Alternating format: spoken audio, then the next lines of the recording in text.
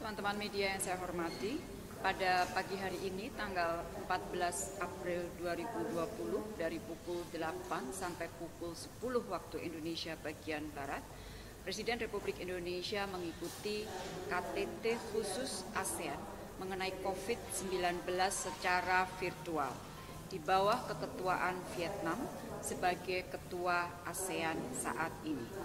Penyelenggaraan KTT khusus tersebut salah satunya adalah karena usulan Indonesia. Indonesia menilai penting artinya bagi pemimpin ASEAN untuk bertemu secara virtual, khusus membahas mengenai penanganan COVID-19. Dan di dalam pertemuan tadi, para pemimpin ASEAN meneguhkan prinsip dan spirit kekeluargaan dan kerjasama ASEAN dalam memberantas COVID-19. Hampir semua pemimpin ASEAN dalam pertemuan tadi menyoroti dua hal besar. Pertama adalah upaya bersama di dalam memerangi COVID-19, dan yang kedua adalah kerjasama untuk mengatasi dampak COVID-19 di bidang sosial ekonomi. Nah, di awal pertemuan, Menteri Luar Negeri Vietnam sebagai Ketua ASEAN Coordinating Council atau ACC menyampaikan beberapa laporan kepada para pemimpin ASEAN. Di dalam laporannya, Menteri Luar Negeri Vietnam antara lain menyebutkan mengenai jumlah kasus di ASEAN per 13 April adalah 19.997 dengan angka kematian 884. Menteri Luar Negeri Vietnam juga menyampaikan kepada para pemimpin ASEAN bahwa economic growth yang diproyeksikan untuk ASEAN yang semula 4,7%, maka harus di-adjust menjadi 1%. Selain itu, Menteri Luar Negeri Vietnam menginformasikan bahwa ada sekitar 235 kegiatan pertemuan yang terpaksa dipospon, kemudian dimodifikasi dan juga bahkan di-cancel di ASEAN. Nah, dalam pertemuan tadi juga Ketua ACC menyampaikan mengenai respons yang selama ini sudah dilakukan oleh ASEAN dalam rangka memerangi COVID-19. Banyak sekali yang kita sudah lakukan, termasuk dari tanggal 14 Februari di mana Ketua ASEAN sudah mengeluarkan statement yang isinya adalah political commitment yang tinggi untuk memperkuat kolektif respon ASEAN dalam memerangi COVID-19 dan juga terbentuknya Interagency Working Group yang dibentuk di bawah ACC yang tugasnya adalah untuk mengkoordinasikan dan membuat rekomendasi untuk ASEAN. Dan beberapa menteri sudah melakukan pertemuan dalam konteks ASEAN tentunya. Selain Menteri Luar Negeri, ada beberapa kegiatan tidak hanya pertemuan tetapi juga statement yang sudah dikeluarkan antara lain oleh Menteri Kesehatan yang sudah melakukan pertemuan bahkan pada level APT ASEAN Plus 3, kemudian Menteri Pertahanan juga mengeluarkan statement, kemudian juga Menteri Pertanian dan Kehutanan, dan juga di bidang keuangan dan dari bank sentral masing-masing negara. Sementara pertemuan dengan para mitra ASEAN juga sudah dilakukan antara lain dengan Tiongkok, dengan EU, dengan Amerika Serikat, dan juga pada level ASEAN Plus 3. Nah, di dalam laporannya ACC memberikan 3 rekomendasi. Pertama adalah terkait dengan upaya containment dan control untuk memerangi pandemi.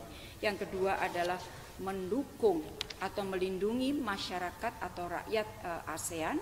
Dan yang ketiga adalah mengadres impact sosioekonomi dari pandemik ini. Nah, pada pertemuan tadi, teman-teman, Bapak Presiden menyampaikan sekali lagi pentingnya kesatuan, sinergi, dan kolaborasi.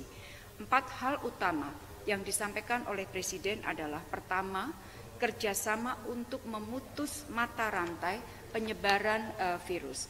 Presiden memahami berbagai upaya yang telah dilakukan oleh masing-masing negara ASEAN sesuai dengan situasi dan kondisi masing-masing, dan Presiden menekankan tidak ada satu kebijakan yang dapat diberlakukan bagi semua negara. Nah, untuk mengatasi penyebaran virus lintas batas, Presiden mengusulkan agar ASEAN dapat menyusun sebuah prosedur ASEAN berupa protokol untuk merespon pandemi melalui Joint Contact Tracing and Outbreak Investigation. Nah, usulan Indonesia ini dimuat dalam salah satu paragraf di deklarasi hasil KTT, yaitu di dalam formulasi sebuah ASEAN Standard Operating Procedure untuk emergensi kesehatan masyarakat. Hal kedua yang disampaikan oleh Presiden adalah menekankan pentingnya untuk mencegah hambatan lalu lintas barang. Ini selalu disampaikan oleh Presiden. Dan Presiden menekankan 3 hal yang tidak boleh terhambat pada saat ini, yaitu mengenai bahan makanan, peralatan kesehatan, dan obat-obatan. Presiden juga menyarankan ada pentingnya pengaturan bersama untuk tetap menjaga kelancaran lalu lintas perdagangan pada saat kita menghadapi pandemi ini. Yang ketiga, isu ketiga yang disampaikan oleh Bapak Presiden adalah pentingnya kerjasama perlindungan warga negara ASEAN. Secara khusus, Presiden memberikan penekanan terhadap buruh migran yang dalam kenyataannya telah memberikan kontribusi terhadap perekonomian negara anggota ASEAN. Isu mengenai perlindungan warga negara ini juga telah masuk di dalam deklarasi KTT khusus ASEAN. Nah, di dalam konteks yang agak berbeda tetapi masih terhubung dengan masalah perlindungan, di dalam deklarasi KTT juga disebutkan mengenai pentingnya operasionalisasi secara efektif guidelines mengenai bantuan konsuler bagi bantuan konsuler oleh misi-misi ASEAN di negara ketiga untuk membantu warga negara dari negara-negara ASEAN.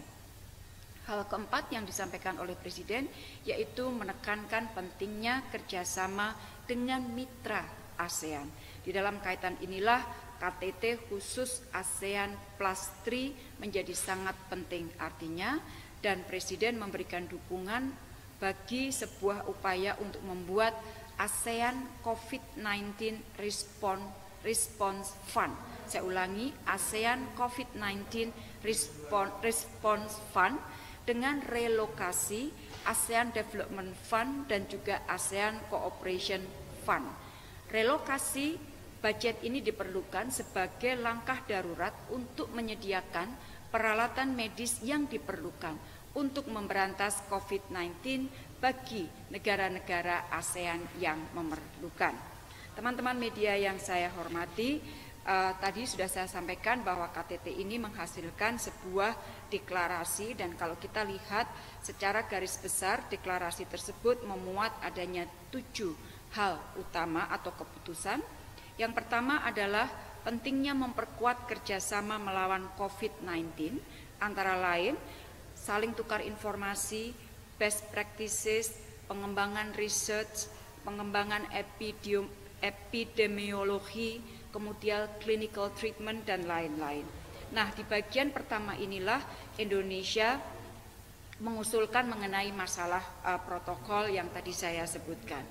Nah, hal yang kedua yang dimuat di dalam deklarasi adalah mengenai pentingnya memberikan perlindungan bagi warga negara ASEAN. Sekali lagi, isu mengenai perlindungan warga negara penting bagi ASEAN di dalam masa pandemi ini.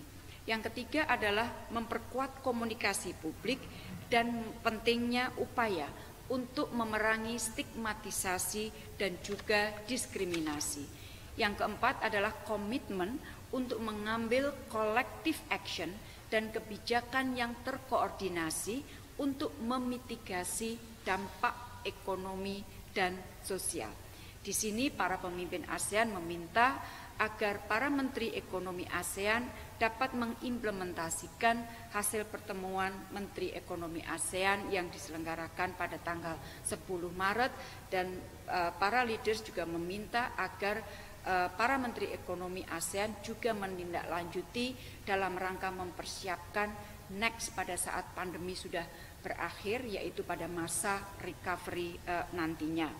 Dan dalam konteks dampak sosial ekonomi, para pemimpin ASEAN memberikan perhatian terhadap UMKM dan kelompok rentan lainnya.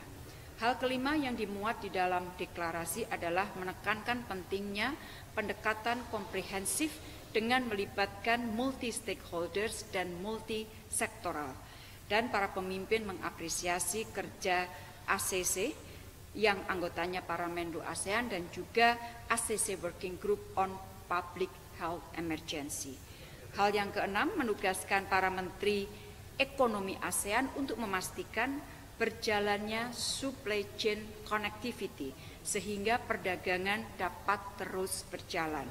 Dan yang ketujuh adalah mendukung realokasi Trust Fund ASEAN guna membantu ASEAN di dalam menangani COVID-19.